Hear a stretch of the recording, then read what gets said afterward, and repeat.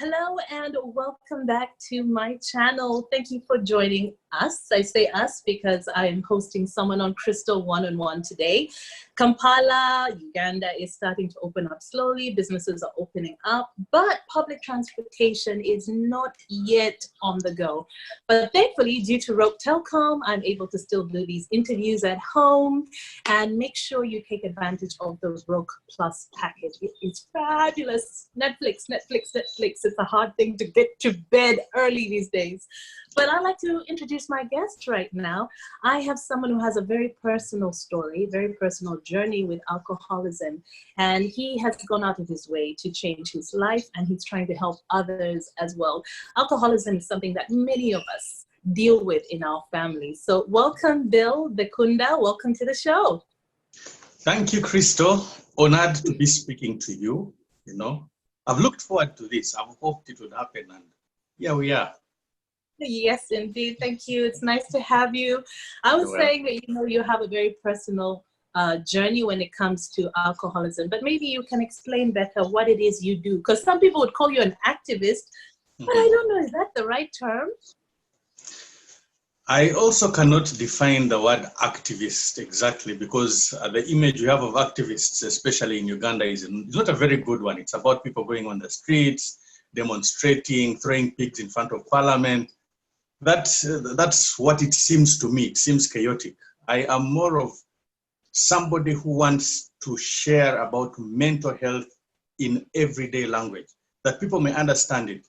When I actually recently asked somebody if I could interview them on my page on Facebook, and I asked them, it's about mental health. And this was the response. What do I know about mental health? And I said, no. Yes. And I said, no, how you overcome what you go through on a daily, emotions. And the person is like, no, why don't you look for the experts? So that's where we are. Mental health is for counselors, counseling psychologists, it's for psychiatrists. It's not for Crystal, it's not for Bill, it is for Butabika. That is the understanding that people have. So I want to break it down for people to understand that mental health is simply like how you say physical health, just that it's the mental part of the body. So I am an enthusiast with mental health issues and advocacy. I'm a recovery coach for addictions. I work at Safe Places Uganda Treatment Center, which is a rehabilitation facility in Uganda. It's been running now for the 3rd year running. I also have Healthy Youth Lifestyle Options, which is a behavioral health organization. It deals with behavior. That's why for those who follow me, who are on my page, you find that I'm going to schools. And just before the COVID outbreak, I had started, there were 8 Teen Smart clubs in West Nile region. Teen Smart, that is to improve the behavior of young people, to get them smart as teenagers and avoid sex, cigarette smoking, alcohol, gambling, and all those things that can actually lead to addictions. And here I am now. I hope I've given a brief enough explanation, but it's... Okay, yes, there's quite a lot you're doing, because I know you're very passionate about speaking to young people. Yes. The funny thing is, normally when you're talking about addiction and you're talking to young people, most people use the approach of, don't do it, it's bad. Yes. And they don't talk about the whys, and especially the why when it comes from a personal experience. So I know you've been sharing your story, which I think is very brave of you, because I personally have a family where alcoholism has been an issue, and the hardest thing is for someone to realize that they actually have a problem. True. You first have to realize you have the problem before you can deal with it. True. Yes, very true. Okay, yeah, so Bill, just take me back. Where were you born? Where were you born? I was born in Mulago Hospital during Idi Amin's regime, which was a very volatile time. And actually, as I'm writing my book, it kind of hit my mind that the reason as to why we are having such a very big problem today, especially amongst the adults, the corporates, my age group in the 40s today, is that it is related to that time, and not because of the president, but because of what was happening. And this is what it is. We know that the first 3 years of a child's life are very important. Yes, If a the child formative is not years. given the love, the care, the nurture that they need, it is capable of beginning a lifetime of mental health issues. Yes, dependency and all that stuff, and also the clinical ones. Now, during that time, parents were not sleeping comfortably. Bullets all the time. They were not sure of who is going to die, who is not. My dad went to exile. My mom was telling me a story. I have to catch up on it properly. Of when we were crossing the border to go to Kenya, and I was detained with an uncle of mine. And so basically, you said there is something like trauma in it, but you don't know these things, and you do not know how it affects. So many of the problems could have started for those who are in their late 30s, 40s, mid. They are having the effect of this, and their children are also being affected by their problem. So it is Yes, being you're carried right on about that. generations. Yes. Yes. So you find that so many of these things, there is a root cause, sometimes ignored, but when you sit down and think, when you read a lot, when I spend so much time in this mental health world, I put one and one together, and it makes a lot of sense. You see where it's coming from, and then you know what to do about it. So I was born during Idi Amin's regime, went to exile, came back, we didn't stay in Kampala. We went to Kabale, we lived there I went to Kabale Preparatory School. I did my 7 years there. It was a lovely place, but, there was the inferiority complex of, I wish I was a Kampala person also, as a child. I had those, my brothers and sisters didn't have it. I don't know why it disturbed me a lot. I felt I didn't like being a villager.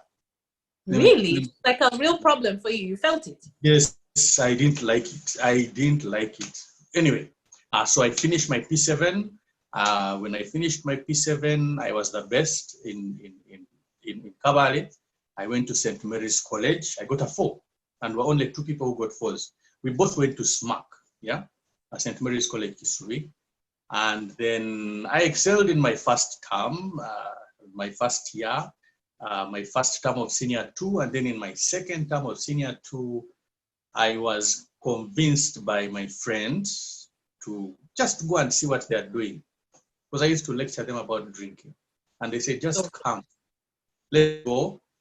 You don't have to drink. We are not interested in buying for you anything. Just come with us, see how we operate, and you stop giving us your lectures. I felt, wow, this is cool. The cool guys, Kampala guys. They want me to go and hang with them, So we went to the village. It was escaping from school, day 1. We reached there. I wanted to get out of my fear, because when they started drinking, all of them became brave, and I remained, in my fear. So I said, for today, let me take a little, just let me take enough, and then I'll have 100% reason to lecture these guys. Okay, so you'll be as confident, you'll be so as loud. I became confident, and then I went back to school. It was a hit, I became interesting all of a sudden, and that was the beginning of my downfall. So my last position for senior 2 first term was the 3rd. My position at the end of my second term when I started drinking was the 25th.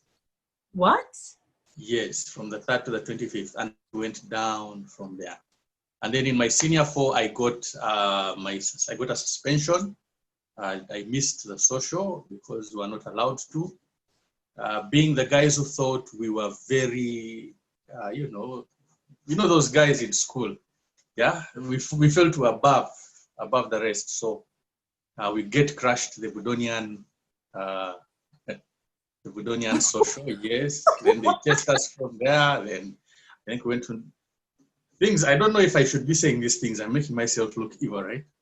Anyhow, so I was expelled during my senior 6, actually, during the middle of my exams. I was doing PCB. I was in Namasagali College. Now, between the theory and the practicals, there was a week long of, I don't know what it was for usually. But after practicals, you feel you're untouchable.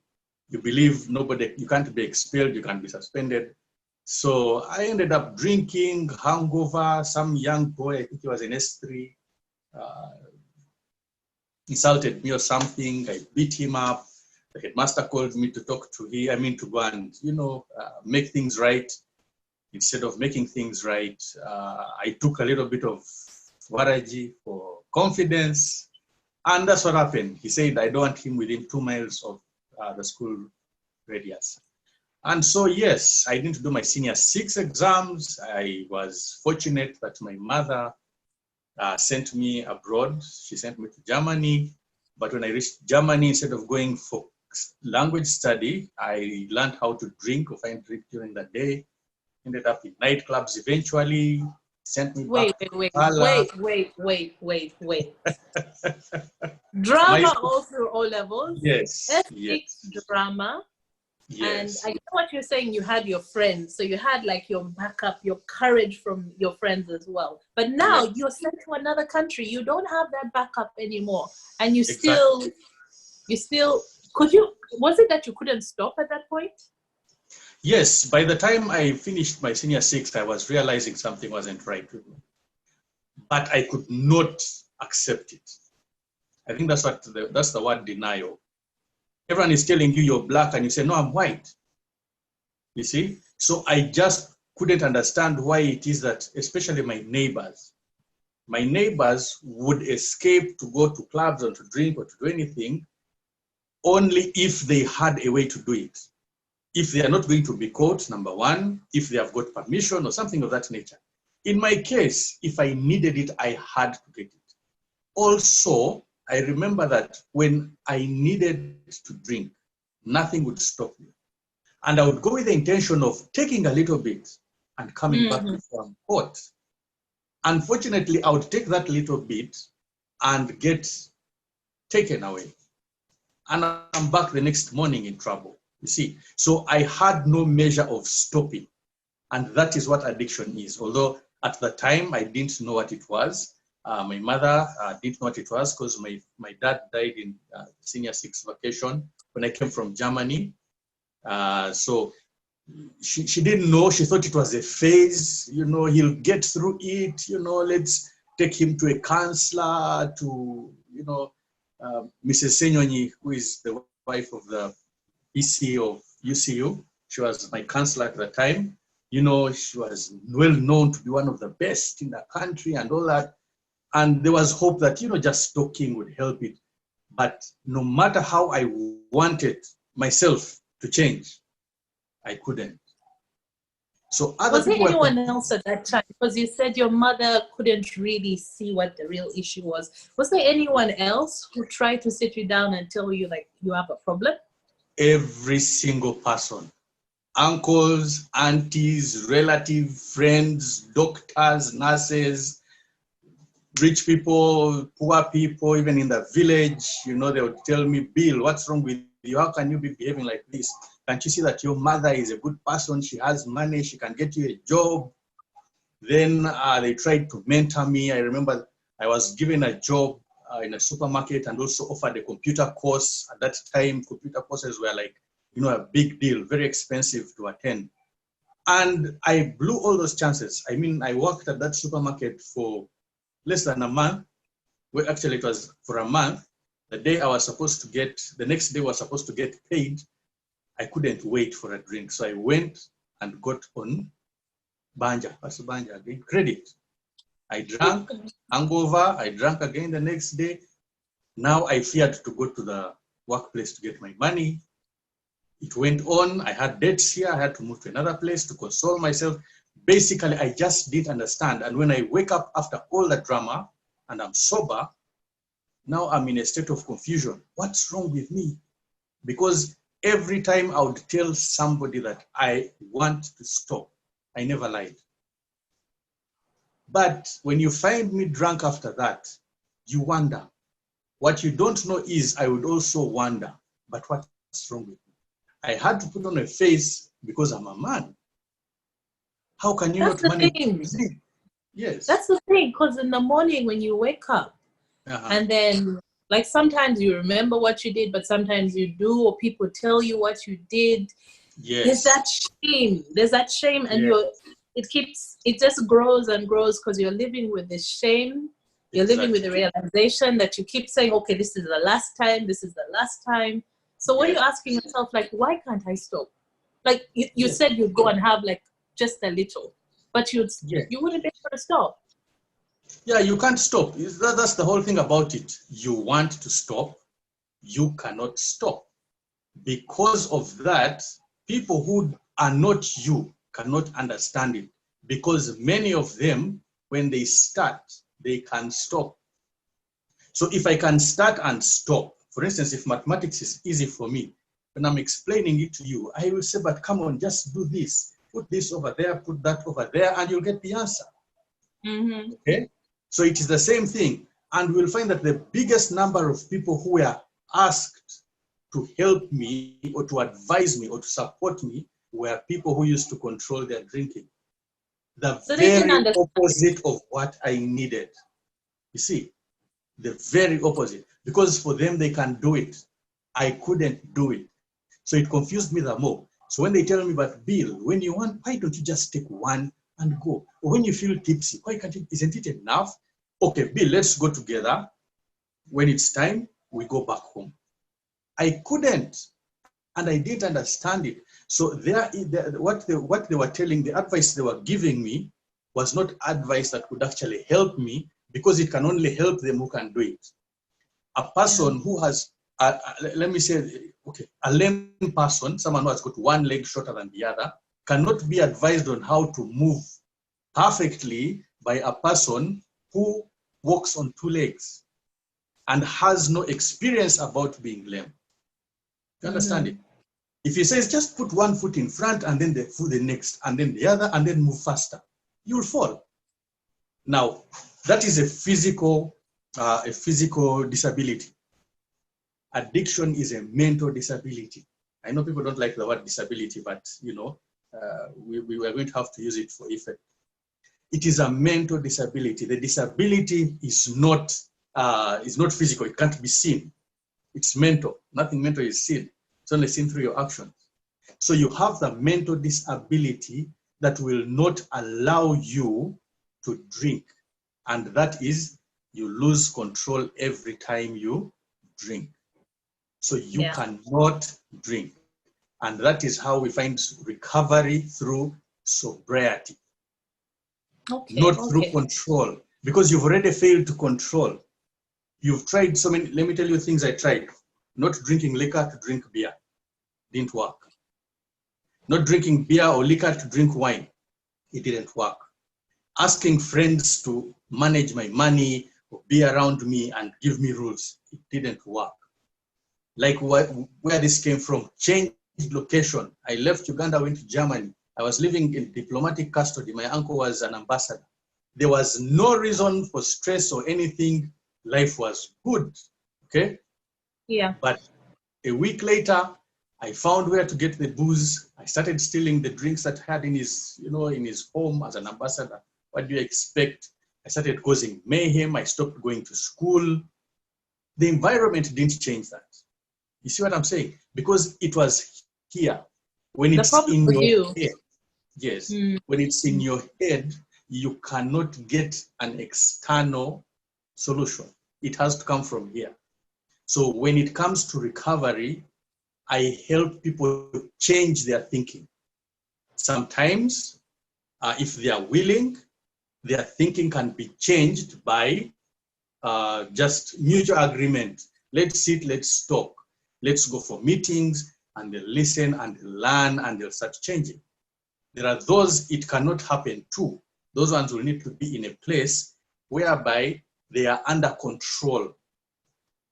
They have walls around them that will not allow, no matter how much they feel they need something, the walls will not allow them to go and access their drug of choice. And that is what that's when it's so bad. Okay. Yes.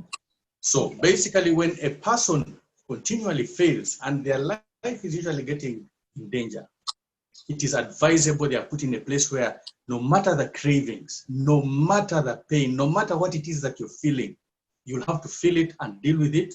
The brain has to get used to functioning without a drink, without a smoke, without anything. When it gets used to functioning, it becomes a habit for the brain. When it realizes I don't need this substance, then the cravings start reducing. And then you break the cycle. Exactly. So all these external factors, convincing, and one of the things that people do most is pleading with the person who has a problem. Don't you realize we're doing this for you? Can't you see that I love you? Don't you know that it's going to affect your life? Look at Uncle so and so, look at so and so. It doesn't matter. I was told those things. I saw them happening. I was referred to certain people and they said, you'll be like that one. All I wanted was a drink. Why? It was my solution. When you have a problem, you probably pray. Or you cry, you call your friends, you sit down and you deal with the issue. When I had a problem, I drank. It was a solution. That was your coping mechanism. Yes, it was practical. What was not practical was, Bill, if you have a problem, come and talk to me. I come and talk to you and I live with the same problem. When I drink, I forget it. That was a solution. You see, why it is difficult for someone to break those patterns, usually without extended force, is you're dealing with somebody's solution. And you're not only dealing with their solution, you're dealing with their lifestyle. When I was happy, I was never happy enough. I needed to be happy enough. So even when I was happy, I needed to top up to really be happy. Right. So in the good, in the bad, in sickness and in health, basically the vows we make when we are getting married, those are the vows you have with the drug of choice, because it's the only thing that actually sustains you. It is your solution. It was my solution. You could not take me away from my solution. I had to be deprived of it. My brain had gotten used to it so that the brain realizes I can function without it. And then normality begins. So change of location couldn't change me. So you're in Germany, you're staying with your uncle, you're causing chaos, and then you mentioned your father passed away. Was that while you were still there, or? I came back. My uncle couldn't keep me there any longer. I was affecting his job. I was putting him at, he has a very sensitive office. So he said, now what was supposed to happen is I was supposed to go to England. So I was given money, I was given connection, whom to talk to, whom to deal with. I applied to a university, and the last I remember was the application being sent. Period. The rest, I asking for money until the tickets, and they're not seeing any results. So they're like, what's happening? I ate everything that was given to me to go to, and it was a lot easier to move from Germany to go to the UK, very, very easy. It was just like, with my uncle there and everything. But I couldn't see that. My mind was on enjoying life, which was getting high and, consoling myself when I'm in trouble.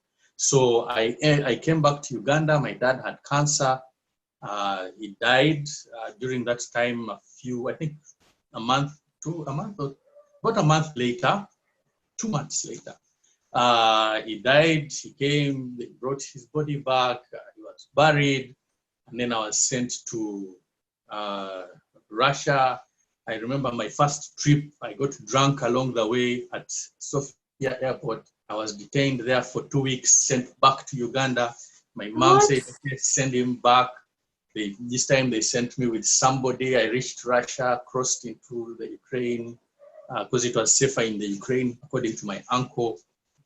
Started my studies there. They're kind of welcoming to people who drink, so there was not much stigma. They actually accepted you the way you are, the drunk, Even one of the professors used to say, oh, this one is ours. Yeah? He's like us. And they used to feel proud of it. Why he said that is because I walked into class steaming of vodka. Yeah, that's our guy. And then, I remember for the first 5 years, even the money that was given to me to travel back for holiday, I'll drink it. Sometimes I'll drink my fees. My mom has to pay it. Second time, there was so much happening, but she always had hope.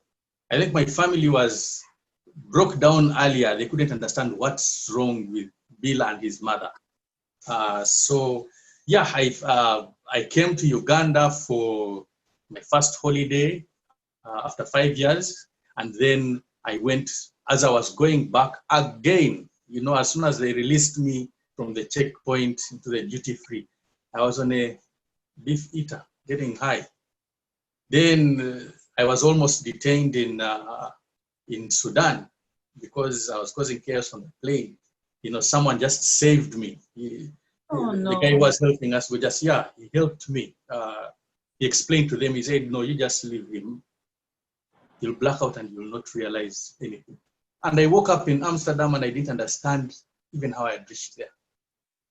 You see? Yeah, so I went back, I spent a couple more years and then came back to Uganda. Now that is when it was now, they couldn't tolerate it anymore. I would get home, I was always in the bar, sleeping at other people's places, accumulating debts, being abusive, being very stubborn. I don't even know if the word stubborn is correct.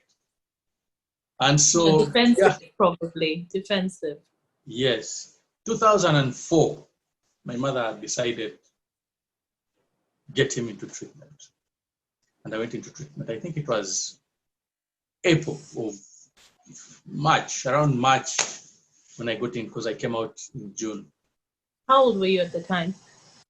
I got into treatment when I was 30. When did you realize you had a serious problem?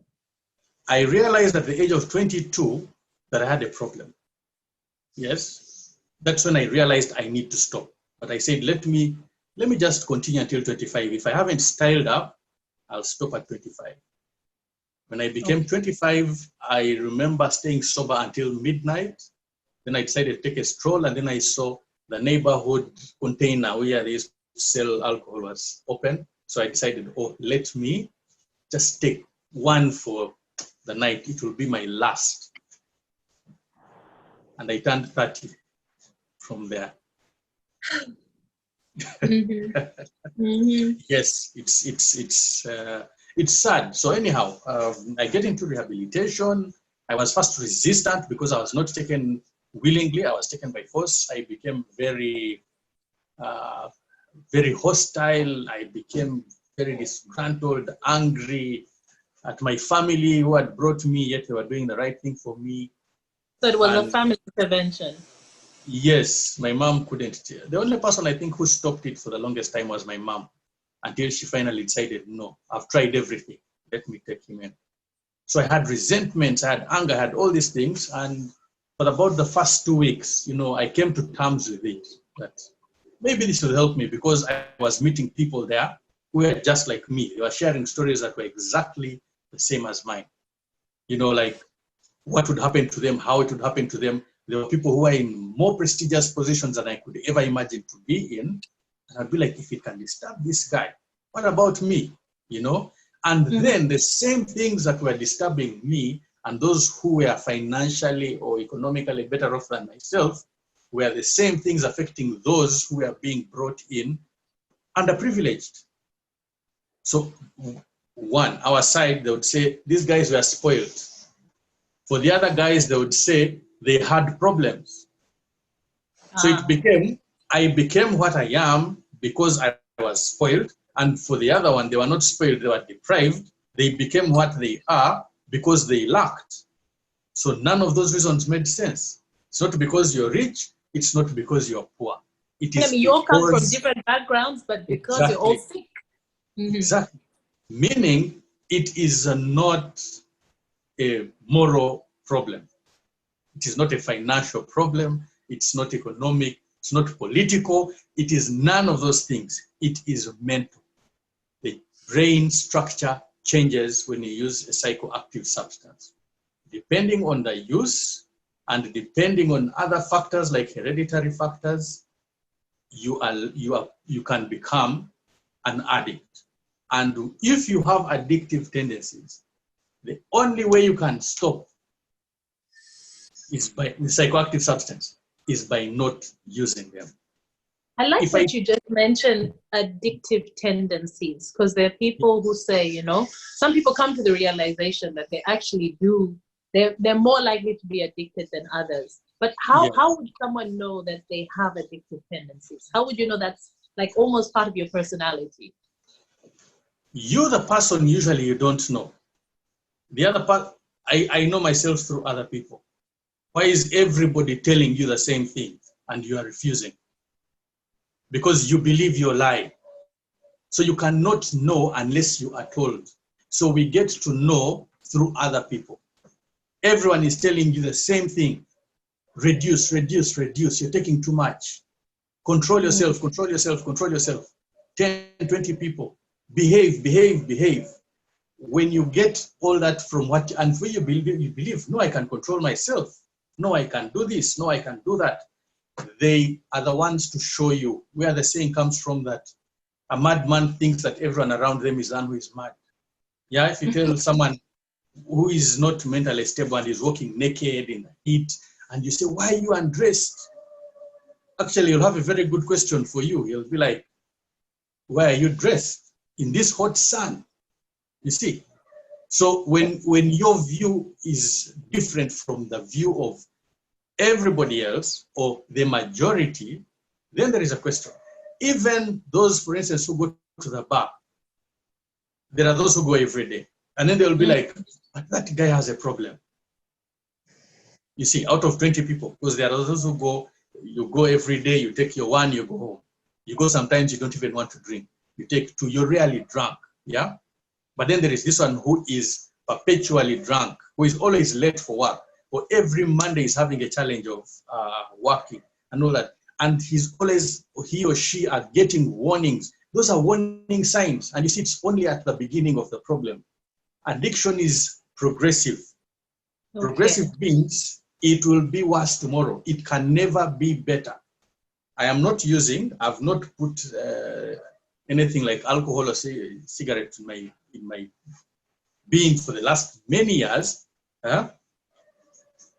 But where I was 5 years, if I started now, I would be where I would have been if I was drinking for the last 5 years. That is the progressive nature. I don't start from where I stopped. Why? Because there is a lot of science in this, and I don't want to get there. But then there is a wiring. And when that wiring is deprived of the behavior, of the action, it does not disappear, it does not disintegrate in the brain. What happens is it is reinforced by, and actually by a protective layer called a myelin sheath. Basically, you're saying like an insulator. And I can explain this easier by, say, for instance, the example of if you were in a place 20 years ago and you go back there, you will not have forgotten what you left there. If someone has built a house in the road, you'll be like, this was a road. They have built a house there. So your absence from the place does not make you forget. That is the wiring in the memory, and it is protected. So when you go after 20 years, when you're going there, you might not remember. You'll even ask yourself, oh, will I remember this place? I wonder what it's like. When you reach the place is a trigger. It reminds you. So when you see the brain is triggered, you activate that unused circuit of memory. And when it's activated, now you start remembering. There was a road here. This was my uncle's house. Here there was this is where we used to play from football.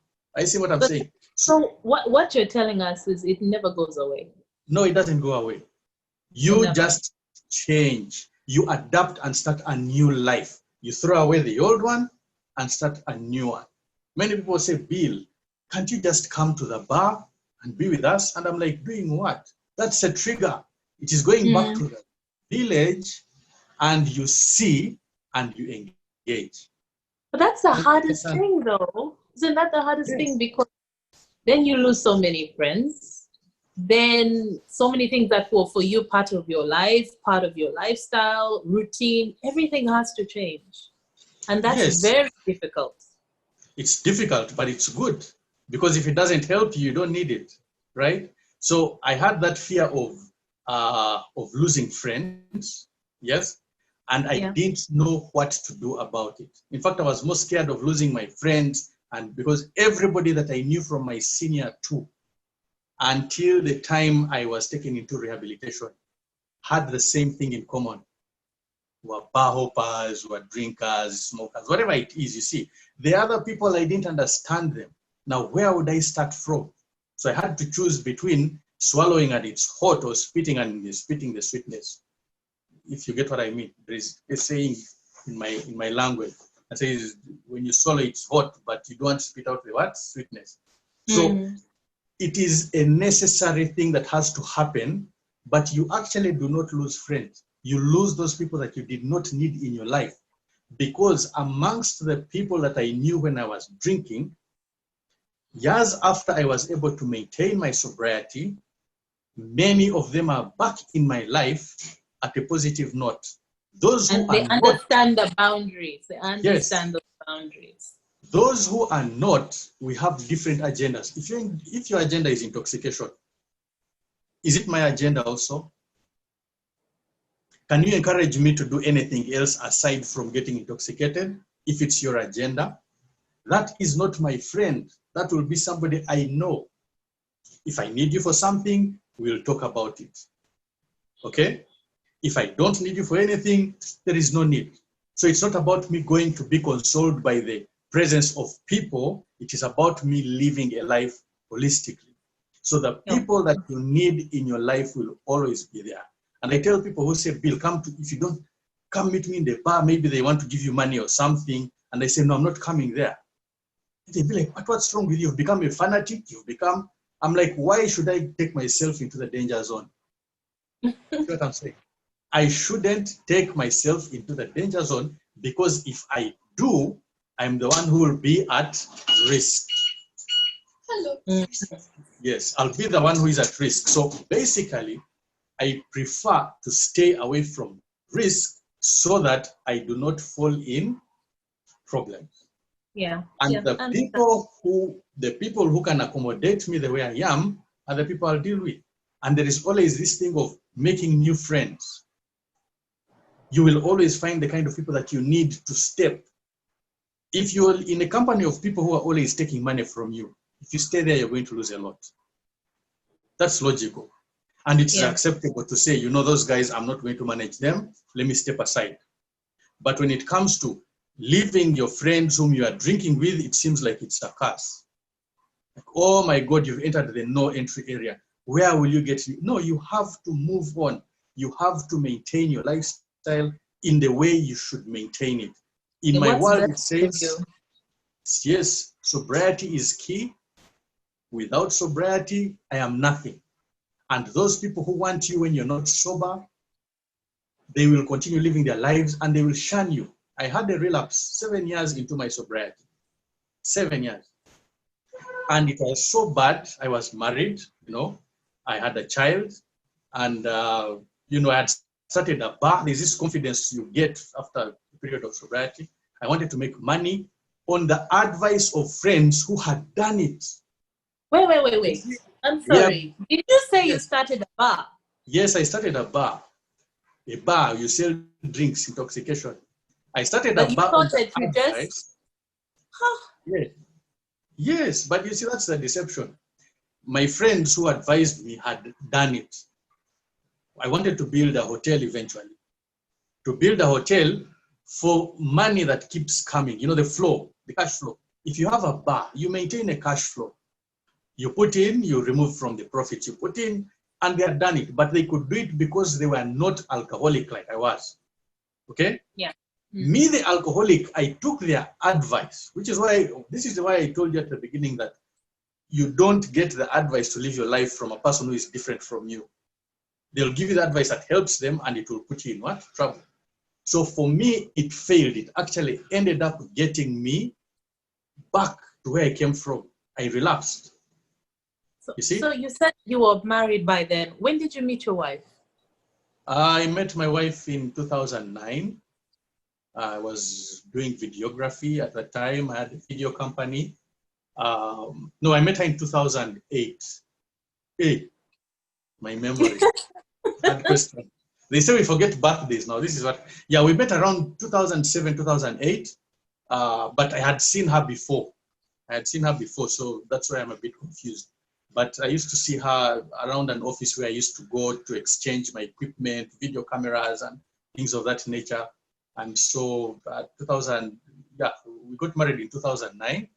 After I gotten to know her for a while, and then we started living together. Of course, after that, we got a daughter, and then I decided to increase my wealth. I had a video company that was actually doing quite well. We used to do weddings, some good video productions we did. I worked with the best. Some of them are, I don't like mentioning people's names, but they're in big media houses. Others are doing their own thing. But I remember when I got drunk, I lost everything. My cameras were taken by someone. I sold another one. I think the camera I had gotten at $5,000. I sold it at 1 million shillings. Yeah, at a certain point. Yeah, when I relapsed, my business went down. Even the TVs, even the stools that I had in that place, I sold them. At a certain point. When you met her, this was after you had already started a life of sobriety. I was in sobriety. It was. Did you Yeah, tell her? I met her when I was sober. Okay. Did you tell her about your past? Yes, I did. I did tell her about it, but there is hearing a story is different from the reality. So until it happened, the realization actually came to, you know what, this is something real. So yes, I had told her, my family had told her, my mom doesn't hide. My mom opens up completely. She had told her everything about me and all that, but even my family trusted me, they believed in me. At that time, I was a much better person, I didn't even want to have a party, I remember. I had said, we'll go to church after signing. Whoever wants to give us a high five, we take pictures and go home. But my mother and my uncle said, no. We can't allow that. There has to be a party. And they organized everything for me. I was like a king. I think I'm one of the few who has attended a wedding reception because they did everything and they just invited me to come. So we got married, and then I wanted to improve my financial state. And by wanting to improve it, I got advice from the wrong people. I actually put the guys who were with me in recovery on the side because I was calling them, they lack ambition, they want to work for others. You see what I'm saying? There is that stubbornness in the person who suffers addiction usually. When denial starts to build, you start seeing opportunities and you start wishing for them. Instead of walking, you feel, oh, I wish I could fly. And then you start trying to fly, you see. So I took the wrong advice. I relapsed a year and a half after starting that bar. And that was the beginning of the second round, which I think was 2011. It was the beginning of my understanding. Actually, I am glad that I relapsed, because when I relapsed, I lost everything, including my wife telling me to please leave home, get myself organized, and then we can talk after that. Okay. Okay. Yes, and that was the beginning of realization. I couldn't believe. And the problem is this: you start thinking when you've lost everything. After losing the house, I rented out the premises. I was given the bulk of money for the whole year. I spent it in 2 days. Oh, okay. No. Yes, and imagine I woke up sleeping on the side of the road. Day one, Then day two, I got scared of losing all the money because there was some still in the bank, so I lent it to somebody. Okay. I got it back after forever, But I lent it to somebody. And then I became desperate. I became stuck. I ended up on the street. I was living along Munyonyo Road. At the turning there is a place, there is a washing bay now today, and a bar, I think, and a small house. That's where I was staying at the time. It was not yet quite finished, but I lived there without money, without food, not being able to access my home because I had called my mother. I called my mother a witch. You know those things of being drunk. So I called her a witch. I said I blamed her for the reason why I'm an addict. I said it is witchcraft from her grandfather, father, and you know all those things because you're looking for a reason. I thought I was bewitched, and life became desperate. Let me put it that way. I became very desperate. I didn't know what to do. I didn't know how to do anything. So I surrendered to saying, let me find out about this alcohol. Let me find out what this thing is that can take me from glory back to the pit.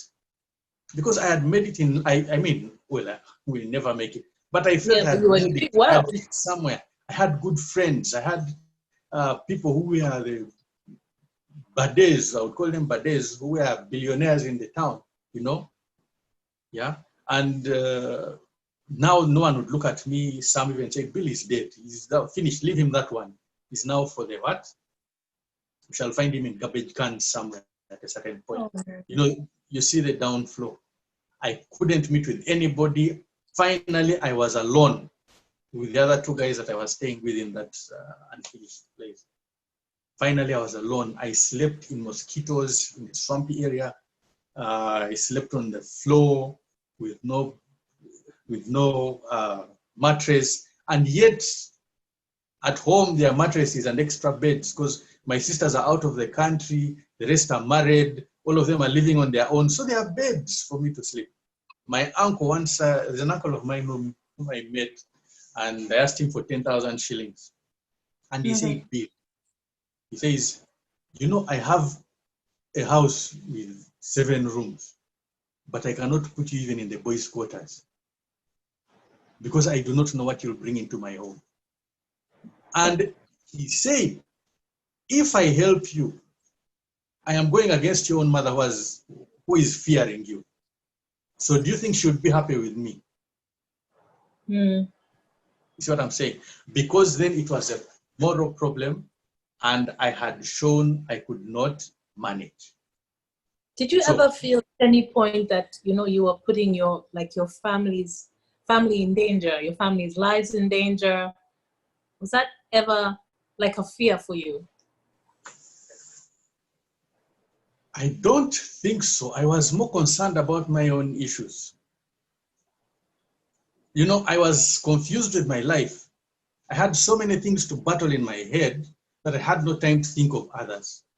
Actually, how old was your daughter then? How old was your daughter? My daughter was born in 2009, so that was 3 years old now. 10, 11, 2, turning 3. Yeah. I had so much pressure on me. I had so much fear. I lacked understanding of anything that I did not know what was wrong with me, and I didn't know how to manage my own affairs. I couldn't think about other people. You see what I'm saying? Because even when I needed their help, I didn't know what help to ask for. Yeah. Interestingly, the only one thing you don't think about is rehabilitation. Someone mentions it and you're like, Jesus Christ, you think I'm like that? Irrespective of how bad it is. You see what I'm saying? So that is where first intervention needs to come in to save a person because you can't see it for yourself. So I had a wife, I had a daughter, I had opportunities, I had relatives, I had friends, I had people who were willing to help me. I had lost a job where I was going to work with foreign missions. I studied international relations. I lost a job that people would die for. And I lost it celebrating getting the job.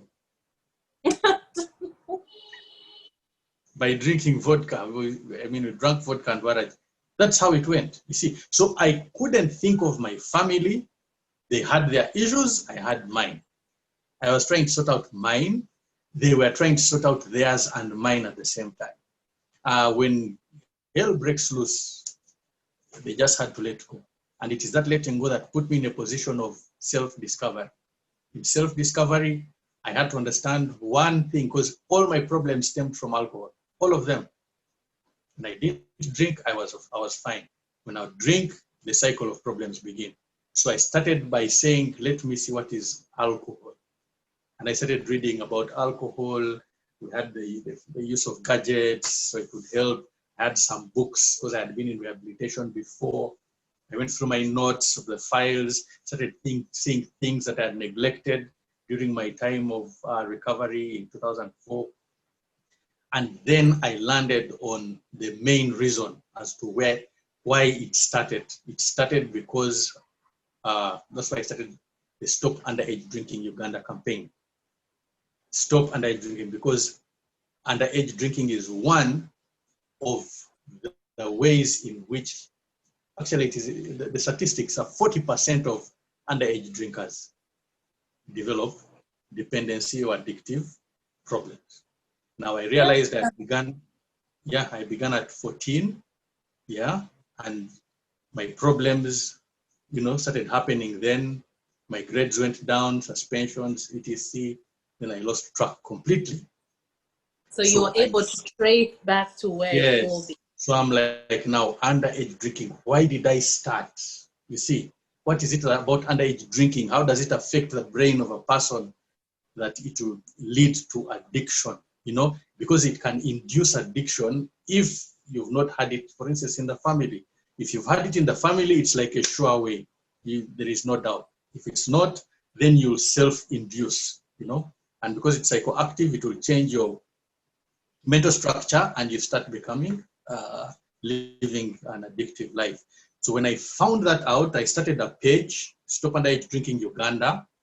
And on that page, I simply wanted to write what I was learning.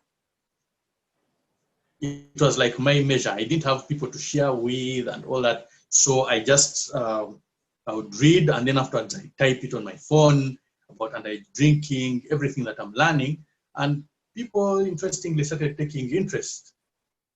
And then I started getting invitations to schools. I got invitations to people to talk to their children. Then I decided to do an online course in counseling. Then I started, I looked beyond it. I'm like, okay, now I understand myself. But by that time, what I was doing couldn't be contained just on a page, reporting that I was at a school and all this. Now there were bigger things to think about. So this was 2017, just yesterday. I decided to officially make it an organization which encompasses everything that I'm doing, which encompasses recovery, but also deals with behavioral health development, especially of young people. So I called it Healthy Youth Lifestyle Options, HILO in short. So I started HILO, going to different places. Under HILO, I put the underage drinking campaign. Then I put other campaigns, empowerment, reaching out to people, counseling, guidance, and then the most recent, which is the Teen Smart Drive, where we want to start Teen Smart clubs around the whole country. I hope it will, if it works. It's interesting. You said you started reading to understand your actual problem, and then based on that, you started sharing your discoveries, your learnings. And then you found your way back. That was how you found your way back. Now, this was I'm sure, very personal, personal growth for you. But what about your family? How did you earn their trust back? Because you hit like the ultimate bottom. How did you below the belt, over and over. Yes, the interesting thing about earning your trust is it is effortless. You don't expect it, you don't wait for it, you don't look for it, you don't intend to do it. You just be. So I get asked this question a lot. I think it will help answering this question. I'm asked this question, especially about somebody who has been through a treatment program, whether it's outpatient or inpatient or whatever. And then they say, when do we start trusting this person? And I say, it will happen. You cannot make it happen. You don't even have to look out for indicators. The only way you can know you trust a person is if you don't even have to think twice about them. If I don't trust you, you'll tell me I'm going to the neighbors and coming back. If I question myself and I feel like restraining you, then I don't trust you. But there will come a point in time when you are going, and even before you even say, may I go to the neighbor, say, go, do what you're doing. Then you realize that is right. So it happens. It's a transition. We call it a spiritual awakening. A spiritual awakening is when there is a change and you cannot even realize on what day or time. It's just a period of time. You find that my mom couldn't send me to buy the gas. She couldn't allow me to drive her car and go alone with it, because for the longest time, I would go with a gas cylinder, I come back drunk with no cylinder, no gas, nothing. Or even the car doesn't come, it comes crashed or scratched, or they are calling her to come to a police station, right? Then there is a point whereby she would be like, no, if it is late, stay where you are. You see what I'm saying? That is the change. But there was no day when she said, and said, finally, I trust you. There are certain areas where you will continue to be trusted. Some will take longer than others. So we allow it to happen gradually. Yes, we allow it to happen gradually, and one by one, things just fall in place. So I don't need to wreck my mind and say, in which areas do they trust me? In which areas do they not trust me? There are times when I'll be asked a certain question, and because I'm in this field, I understand where it's coming from, and I'm like, oh, okay, I think I still have a lot of work to do in that area. You see what I'm saying? But otherwise, things just keep changing. The one who wouldn't speak to you now can speak to you. The one who wouldn't give you support will now give you support. I remember asking myself a question. I'm like, my sisters are in the US, right? 2 of them. So I was like, other people who have sisters there, they send them money, like, hey, they are bored and say, let me send you $100. For me, it would never happen. Are you saying what I'm saying? And then one day, my sister just sends me money out of the blue, That was the awakening call that, I think my relationship has improved. So within that time, I didn't ask, I didn't complain, I didn't do anything. But from the time I realized it, you see, things changed eventually. So it's not something that we have to worry about. Doubt will always be there. There is a time, I'll give you a very good example. Very recently, I think it was last Christmas or something. And after enjoying the Christmas dinner and everything, and my sister's kids and everyone were around, then my mother says, I know, I'm so thankful to God. And I keep praying that Bill doesn't go back to where he was. That statement, if you listen to it, it is like there is still doubt.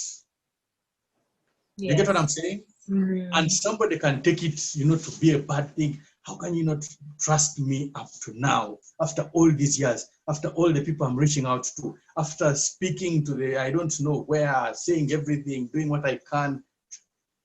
No, it is not my place for that person to change their thought.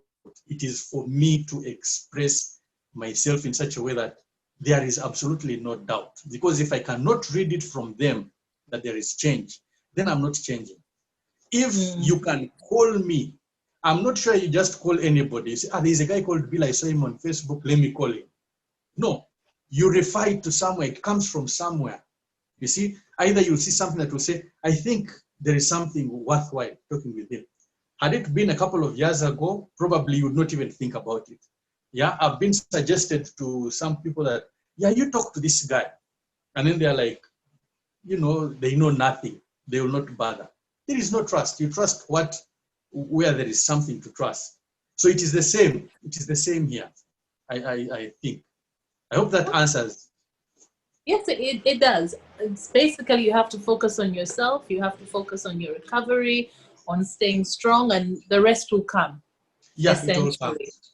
Yes. I know that everyone's recovery process is different to some degree, but the main thing is like one step in front of another. I mean, you can't look at the next 5 years. You're pretty much just looking at, you know, the next few days or the next month and trying to make sure that you have control of that. What do you feel for you was like the hardest thing? Like the hardest thing for you to get yourself back on track? The hardest thing was staying away from the drink. That was the hardest. Because I just couldn't.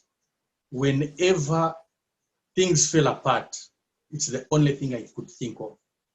Because from the time I took one shot of whiskey, and it kept me in problems for the whole year, as in I kept falling back and falling back. It was not because I did not know. It was, or I did not want. It was because I could not stop myself. I was incapable of stopping myself. When the urge came, I had no choice. There is a time I had been hungry for 3 days. I was drinking water. I had nursed the last hangover. I was feeling so bad. And I was just swearing that if I could just get money to eat. And the welder gave me 1,000 shillings. What do you think was the first thing I bought? A sachet of Z. It is the other ones which were banned. It was a pineapple flavor. That's what I bought. Even though you were hungry.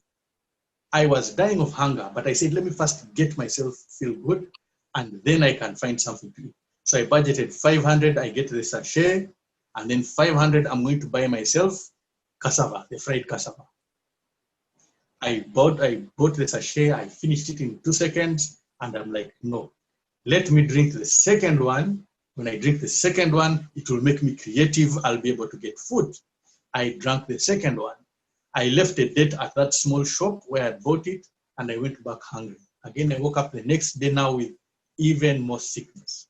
You see? Mm-hmm. So the hardest thing was not to put it in my mouth. That is when you realize the power of rehabilitation. And sometimes, you see, it's different for everybody, even when you get into rehab. For those who can afford it, when you get into rehab, not everyone needs the same time. Some people go in for 3 months, some 6 months, some for a whole year, some a year and a half too. You see what I'm saying? It depends on the person and how long it takes for them to break the denial. Because the denial is, that's all I need. And the rest of the head, the rest of the brain stops functioning except the function that is requiring you to drink. So if the rest of the brain is not working, and only part that's working is to drink, what will you do? Bill, you said before, like how you dealt with all your problems was you would drink. Every time you had issues, yes, it's to the drink. How are you coping now? The first thing is, like I said, my brain got used not to using. Yes, that's the first thing. The second thing is, whenever the thought of drinking comes, it goes beyond the pleasure that I got from the drinking. So it comes from, because the pleasure seems like a positive, you know, I would feel relaxed. When I drink, I relax. When I smoke, I feel at ease. It goes to, after I feel at ease, I get high, then I start causing immediate problems around me. Then those immediate problems spill over to taking me back to being homeless. You see what I'm saying? So now I would rather be locked inside than be locked outside. Locked inside is when you're deprived. You feel like these walls are preventing me. I am so disturbed. I need some help. Let me go and look for help outside there. No, I would rather be locked inside than outside, because the problems outside are bigger and more difficult to deal with than these ones. So either way, whether I drink or I don't, it will still be difficult. Mm-hmm. The only thing is, when I drink, it will be worse. So I am not going to avoid the pain either way. I have to choose which pain I go for. So I prefer to go for the pain which has got positive results, as opposed to the pain which is going to bring more pain. You see? So Okay. that's what keeps me. I just keep, and then my family, of course. I have a family. I have 3 children now. I have to look after them. I have my mother. She's growing older. I'm the one to step into the shoes. As per now, I lost my elder brother 5 years ago. So I think I am the closest to the person who is supposed to be doing whatever they need to. At least even if everyone is doing whatever, I have to do whatever I should do on my part. Yeah. So there's my mother, I have so many relatives that need help. But not only that, I have to make this world a better place for my children. Yes. See, there is a hereditary factor. Yes, they are prone to being alcoholics. The apple doesn't fall far from the tree. It is DNA, Mm. it's genetics. Yeah, there's this genetic predisposition, which I didn't mention. I was saying hereditary. So if there's a genetic predisposition, I have to try first and foremost to make the environment they are going to live in more accommodating for them to maintain sobriety. As I teach them as individuals, how to manage. If I cannot make it somehow better for the environment, it will be more difficult for them. So I am looking out for them as well. Make it better for them, make them understand, and then they have a better chance of survival. Otherwise, if they fall into it, my father used to tell me one thing: don't drink, you can't manage it. But I didn't understand him. I'm like, He used to say that. yes, because he himself, he had had a problem and it had affected him. So I wasn't there, so I don't know, but it affected his university and he almost failed. He was a medical doctor. He almost failed going to into his fifth year. And he had to say, you know what, let me first drop the bottle. Yeah.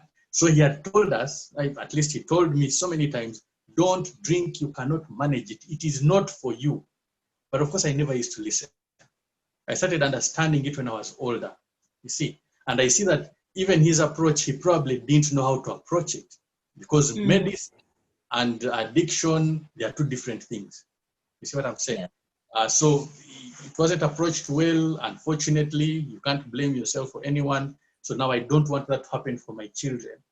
If I can set the pace for something they can finish, for instance, we don't have an alcoholic drinks control bill. We are using an Nguli Act of 1967. What kind of rules or laws do you think we have governing the use or abuse of drugs? We don't, the mental health bill, I'm wondering where it is. I don't even hear people talking about it, but we have heard it has been through stages, it has gone through the cabinet, it's on this, I don't know whether it's a cupboard or a desk in parliament, but it is somewhere. People don't even know. People don't even know what mental health is. When you say What you were saying before, when people talk about mental health, we say, no, you need a psychologist or a psychiatrist. And also, a lot of people understand addiction through movies, I think, because nearly all of us in our family, we have someone, nearly everyone. In our families, we have someone who has dealt with addiction. But somehow we don't see that. We watch movies and see AA in movies and never actually apply it to what we deal with every day. Something that we do see in movies, though, is a lot of people keep track of how long they've been sober. Do you do that? Yes, I do. Although, because of the first time, I decided not to make it a priority anymore, but it does help a lot. It's encouraging, especially at the beginning. But I would say that, yes, it does help. You see, there are so many different things that help. Recovery is not the same for everybody. And you have to tailor it for yourself because we come from different communities, different groups, different lifestyles. The way I deal with my recovery is different from the one who is in recovery and is living with a spouse who uses or comes from a home where they are using. You have to apply the basics, but you have to deal with the different pressures yourself. You see, so for me, that confidence that I build by saying, you know, I've been 1,000 days, then you get to 7 years, then you're like, then you take a drink, you know, the counting started, it no longer became important to me. I just know that, well, for the last 5 years, yeah, I mean, I'll say, oh, 2015, 2014, yeah, that was the time when I slept and I smoked a cigarette, you know, and then I'll be like, yes, that is when it happened. but I'm not particular about it because it doesn't work for me. So recovery is for everybody, but everyone has got a different way of dealing with it. We have to find a way of managing ourselves according to the situation we are in, the economic status we are in, the kind of people we deal with, you know, the home you live in, the environment, even your mental state. Because you know, some things become permanent. You see, when you say a drunk person, what you're seeing, you're experiencing a temporary insanity. It is temporary. For a while, they are not okay. For another while, they are okay. There is also another form of insanity that we talk about, which is when you're sober. Yeah, we call it dry drunk. How can you be sober, thinking well, doing everything right? You know you have a problem with a drink, and in your sobriety, you pick a drink and drink it.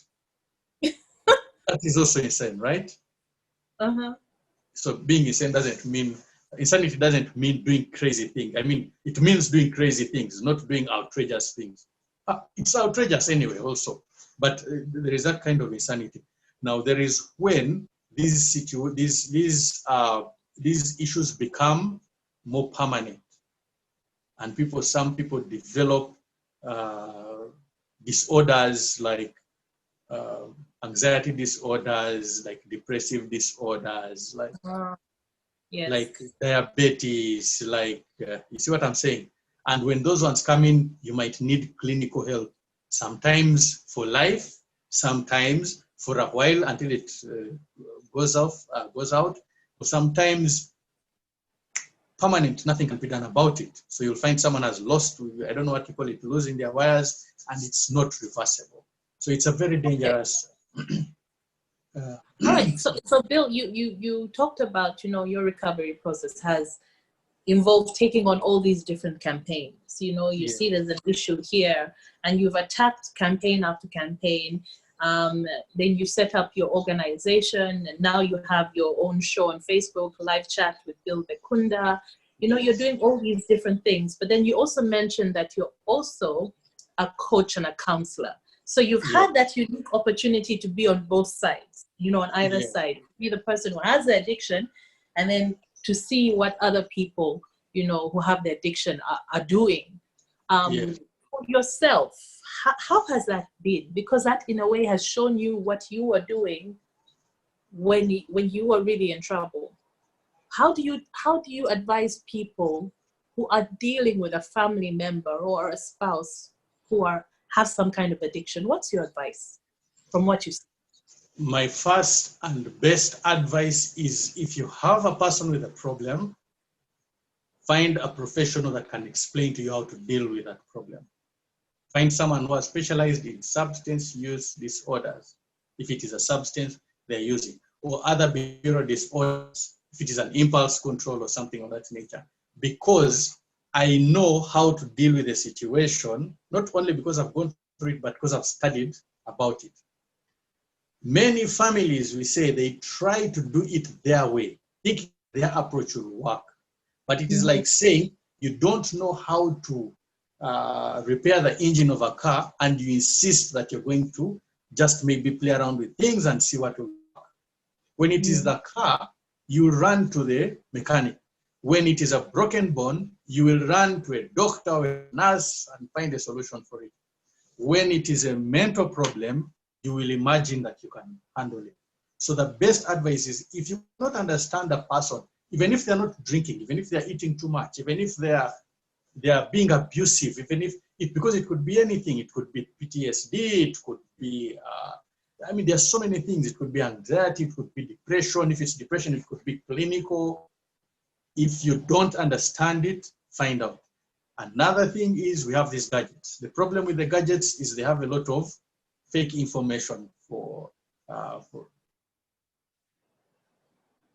all these different conditions.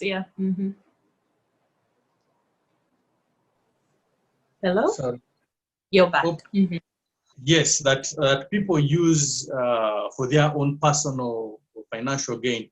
So, but then the information you need is all on this gadget. You can actually get the answers to everything and hope that you don't get the wrong one. So it is better. Here in Costa Rica, we have all the professionals that you need if you don't have money for it.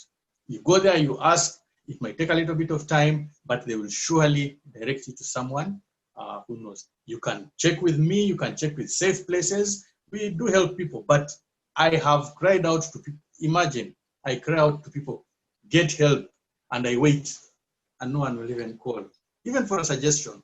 You see, yes, do something, do something. People don't want to deal with it. They want to deal with broken bones, which they can see. They want to deal with malaria because it has high temperature. They don't want to deal with something that can actually bring you problems in the house. A word of caution: when a person is intoxicated, they can do anything. They are capable of anything, and they will not even realize it. There is a story of a lady in the United States. She's a Ugandan lady, and she had a son. And she really, she was the enabler. So he would be arrested for using drugs. She bails him out, she nurtures him. He would come home once in a while, he gets physically aggressive. And one day he raped her. What? So the boy wakes up, yes, he raped his mother. So one day the boy wakes up, he's in jail, and the pressure on him, and people are telling him, the interrogation was, how could you do that? And the boy said, you're lying. You expect me to rape my own mother? He was intoxicated. You see what I'm saying? If you allow the problem to remain near you, someone will say, but it didn't happen to everybody. It's 1 in 10,000. I don't know what they like. Excuses we usually come up with. Yes, imagine you are that one. So what do you need to do? You need to deal with it. If you don't know how to deal with it, find out. When you find out, act. Go along with the advice that you are given. I advise issues enough to actually manage them. They don't want to try. One, they feel it's a waste of money. Two, they believe they can do it themselves. So my advice people think, it's coming from a place of love, that, you love this person, so you'll be the best person to help them because of that. Yes. But and now then let me say, I like that you said being an enabler. And I think a lot of mothers actually really do that, because you always want to see the best, and you believe that you will definitely be able to fix it. Yes, exactly. So we actually end up making our own problems worse than that they are supposed to be, unfortunately. So my advice again goes to all you people out there. Addiction is progressive. Look back to the time before they started. Look to the time they were using and you are getting concerned. Look at last year. Look at today. If you are seeing it getting better, then you're safe.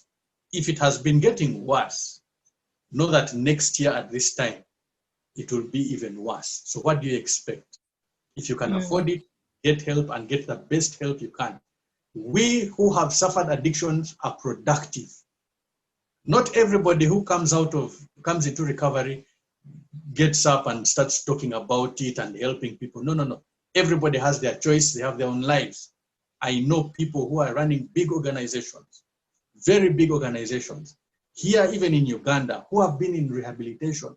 There is one who was in rehab with me, but they don't have to expose it. They don't have to say it because it can affect their job, okay? Yes. It's a personal thing. There are those who come out and do it.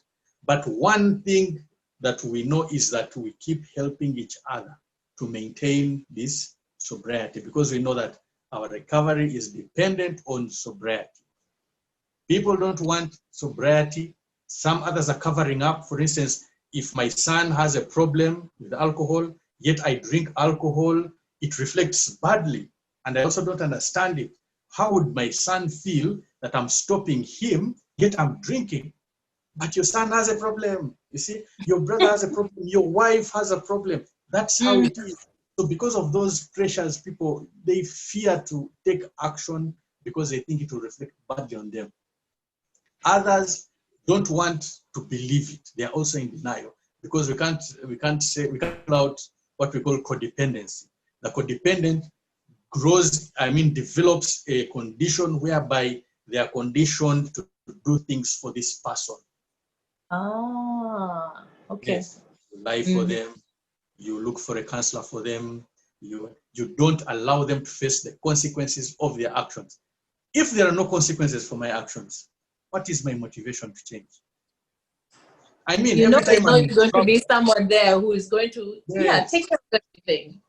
When my mother would bail me out of jail, when she would bail me out for paying my debts, when there was no food, give me food, when my wife would feed me chicken soup when I am on hangover, there was no need. What pressure would make me feel like going against not drinking? I'd be like, you know what? After all, they will do something for me. When all that stopped, I remember when life had kind of become easier, and I told my wife, I think it was about 6 months clean, and I said, why don't I just come back home? Because you see, now I'm in order. She says, Bill, not yet. Do you know the kind of advice she was being given? You have really sent the guy, Ugandans, how we do. You have really sent the guy into the thing. Do you know what happens out there? He's on the street. He can drink, he can smoke, he can meet other women. But she said, well, if that is the case, let it sort itself out. And that is what we are actually advised to do. That is what we call love. That is real love. Love is doing everything possible to prevent a situation from getting worse. Love is forced interventions. This person is getting out of control. You've tried 1, 2, 3 methods. They have jammed. Take him into rehabilitation. You mentioned that we are productive. The money that was put in to pay for my rehabilitation, let's say it was a course. Is it not worth it now? Actually, do you even count it anymore? And what are the benefits? There were losses at all times before going into rehab. There were losses. Yeah. You are paying for my every action. You are paying for my food. You are paying for my problems. You are paying for your problems. You are paying emotionally. You are paying financially. You are paying politically, everything. You see, now all of a sudden, when a person comes into recovery, those small expenses, dealing with your emotions, they have gone. Yeah. Now you're still helping the person get back in line. Those eventually go when he's back on his feet, working, doing his job, helping others or not, whichever it is, and he starts making back. So you gain so much out of it. Right now, all the enablers and those who are, they're suffering. They're in their houses crying every single night.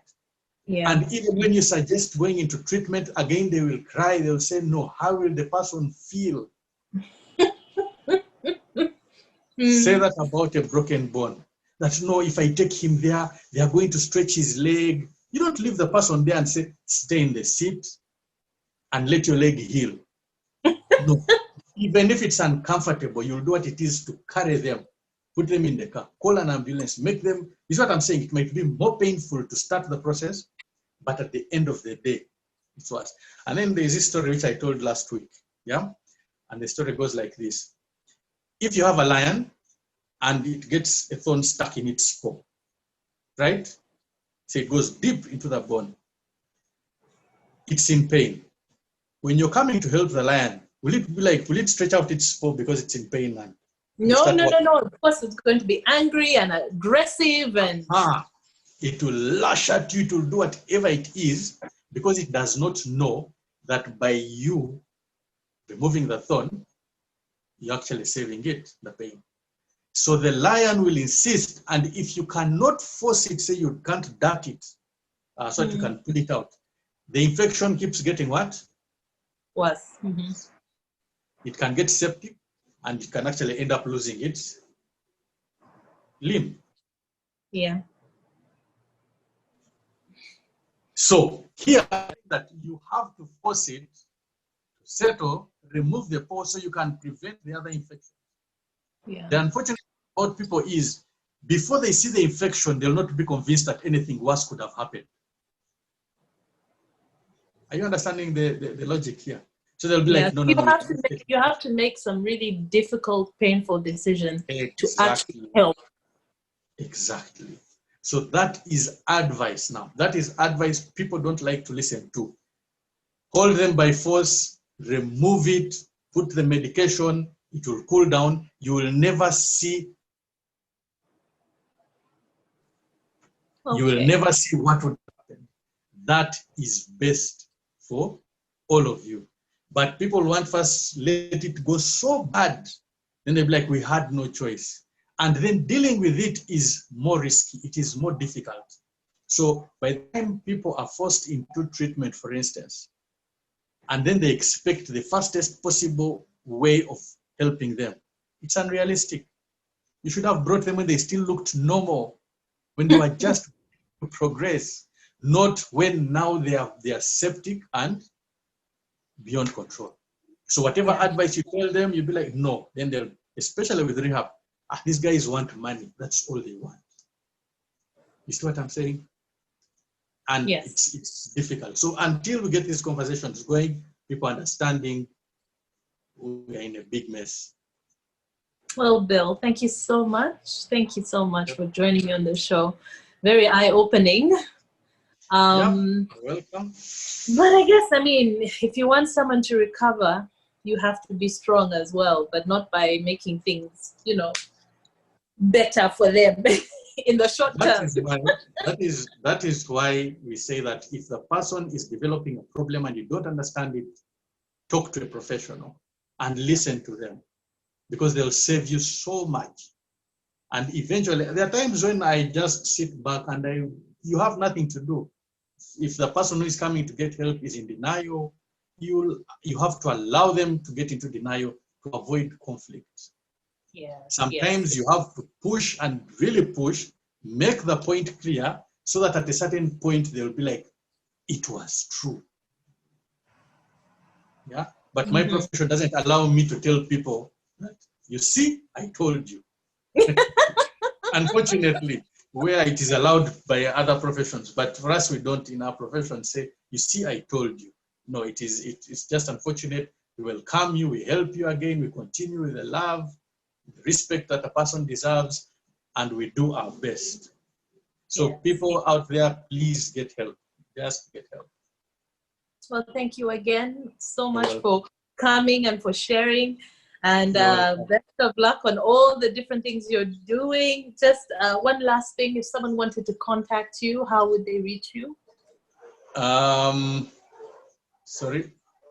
If someone wanted to contact you, how would they reach you? Yes, you can reach me on Facebook at Bill Bekunda, uh, Instagram Bill Bekunda, just Bill Bekunda and you'll get me. I Mm-hmm. have the chat at Bill Bekunda on Facebook as well, where I'm going to be talking with people to get to explain mental health with normal people. You're one of the people I'll kindly request at a certain point to join me on the talk.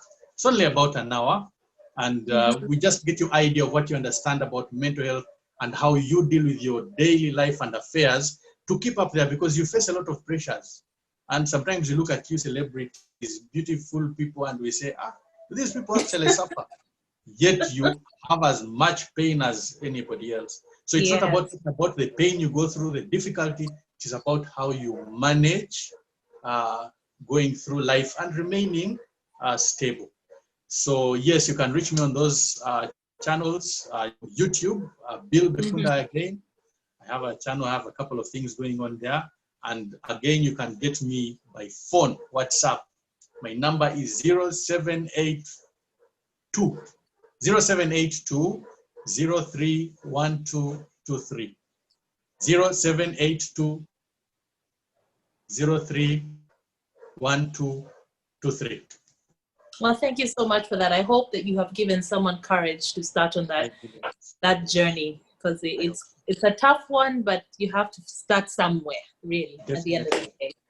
Well, Yes. Bill, best of luck to you, my love to your Thank you. family, and I'm sure I'll talk to you again soon. Thank Thank you. you very much. God bless you. God bless you too. Yeah.